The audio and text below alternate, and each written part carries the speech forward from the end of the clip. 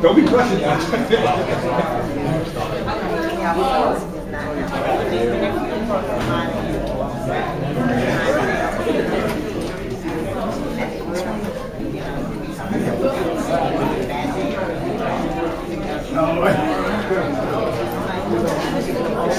Excuse me, can I have everybody's attention really quickly?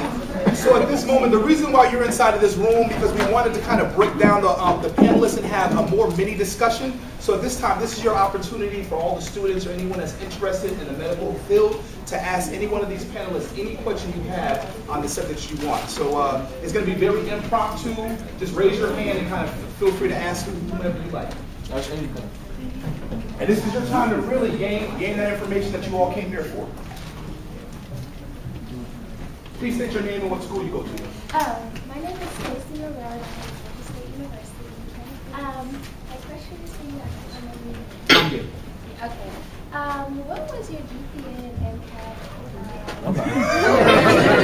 Yo, that's the question we want. The cat's in the back. I graduated from UJ with 3.5 GPA from La, and my MCAT score was a 26. Yeah.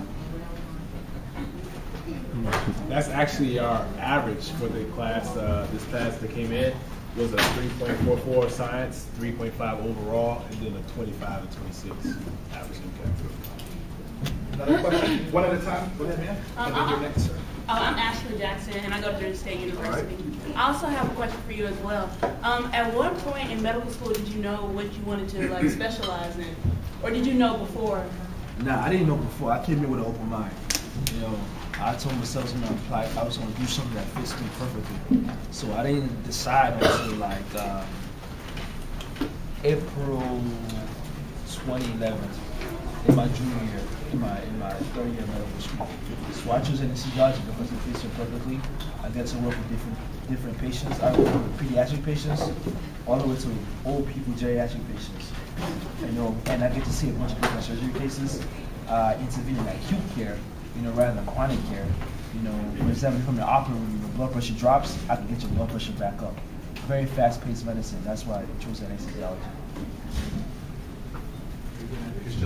Okay, I'm Dexter Goodrum. I go to Georgia State University, and I heard you say the science GPA is separate from the overall. Correct. So is that just science, or does that include math, or? Well, when you're applying to med school, when you apply through a central application system, so you have to put in your grades, your courses all into that system, and what it does, it actually separates for us your. I guess I was too bored. I guess, right? But it actually separates your biology, chemistry, and physics courses. So they will be compiled to make a GPA, and then your overall with everything you have done, sciences, PE, all that will be your overall. For us, when we're looking at applications, we look more closely at your science GPA simply because, honestly, I don't really care what you made in PE. I don't care what you made in breakdancing or bowling, whatever. Math, we look at math. History courses, we don't really get those. What we're really going to get to the meat of it is your science courses, because in med school, you're going to see a lot of just science coursework. I mean, a lot of stuff in your basic level that you have seen, but more upper level stuff too. Any other questions?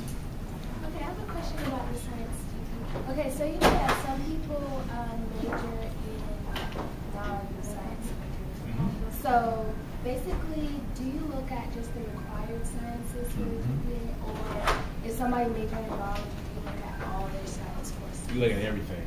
Anything science related that's in your GPA or in that overall science GPA, we're going to look at everything.